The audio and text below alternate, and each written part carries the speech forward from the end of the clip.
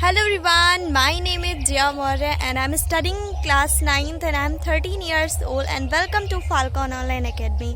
So today in this video I am going to tell you the difference between hope and trust.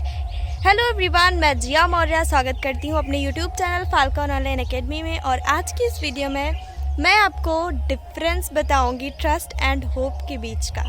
देखिए, trust means होता है भरोसा और hope means होता है उम्मीद। तो एक छोटा सा बच्चा होता है 1-2 साल का, और जब उसके पापा जी या मम्मी जी उसको ऊपर उछालते हैं और फिर जो है वो बिल्कुल भी डरता नहीं है। किस लिए? क्योंकि उसको भरोसा होता है कि हाँ, हमारी मम्मी या पापा हमको कैच कर लेंगे। इतना भरोसा होता है, उतनी छोटी सी एज में उसके अंदर ये समझ होती है। अगर मान लीजिए हम गिरने भी वाले होते हैं तो हमारे पेरेंट्स हमको बचा लेते हैं, तो इससे हमें अपने पेरेंट्स के ऊपर भरोसा होता है। तो इसीलिए आपको भी हमारी फाल्कन ऑनलाइन एकेडमी पे सबसे पहले भरोसा करना होगा कि मैं आपको इंग्लिश बोलना 100% सिखाऊंगी तो सिखाऊंगी ही। अगर आप ये मन में ठान लेते हैं तो आपको इंग्लिश बोलने से कोई नहीं रोक सकता है। बस आपको ये ट्रस्ट होना चाहिए खुद के अंदर, ये बिलीव होना चाहिए कि मैं कर सकता हूँ, और मैम अगर मुझको पढ़ाएंगी, जिया जी अगर मुझको सिखाएंगी तो मैं ज़रूर इसको कर सकता हूँ या कर सकती हूँ, और बिल्कुल सीख सकता हूँ खुद के मेहनत से और खुद के ये बिलीव से, खुद की कॉन्फिडेंस से।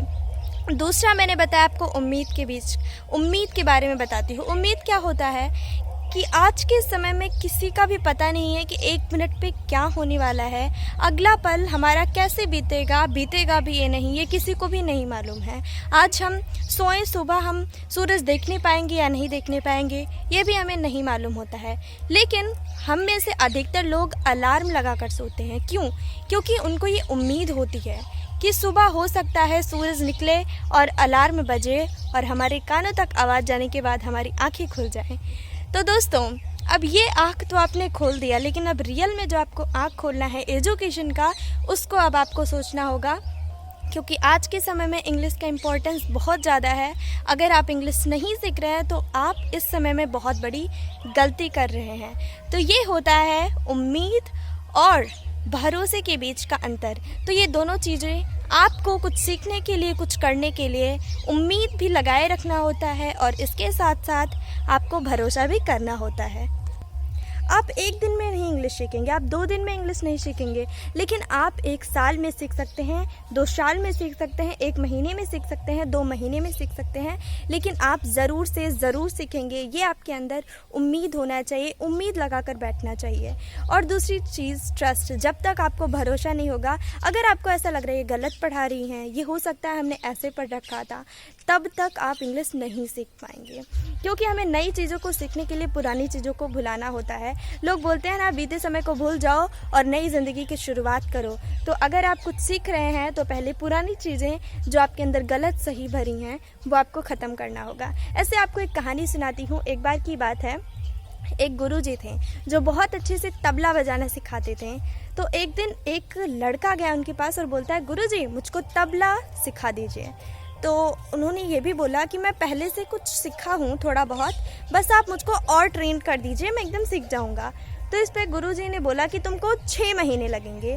फिर उसी लड़की के सामने एक और लड़का आता है और बोलता है कि गुरुजी मुझको तबला सीखना है और मैं एकदम ज़ीरो हूँ, मुझको बिल्कुल भी नहीं आता, मुझको स्टार्टिंग से सीखना है। इसमें गुरुजी ने बोला कि आपको 3 महीने का समय लगेगा। पता है आपको क्यों?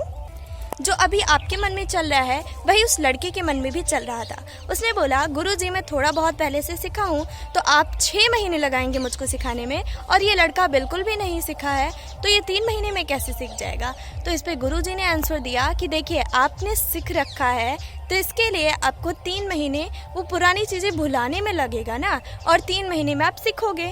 क्योंकि जब तक हम पुरानी चीज़ों को भूल नहीं जाएंगे तब तक हम बीच बीच में टोकेंगे। मान लीजिए अभी मैं आपको आगे स्टार्ट कर देता हूँ आपका कोर्स, तो फिर आप मुझको बीच बीच में टोकेंगे कि मास्टर जी इसको हमारे गुरुजी ने इस तरह बताया था और आप इस तरह बता रहे हैं। तो इसलिए आपको टोकने की ज़रूरत नहीं है, क्योंकि अगर मैं आज आप सब लोगों के सामने यहाँ पे बोल पा रही हूँ तो ये सिर्फ मेरे प्रैक्टिस की वजह से है। तो आपको कंटिन्यू करना होगा इंग्लिश सीखने के लिए, और जल्द से जल्द हमारी क्लास में आइए ताकि आपका फ्यूचर संवर सके और आप फ्यूचर में कुछ बड़ा कर पाएँ। Thank you everyone. Jiya Maurya signing of.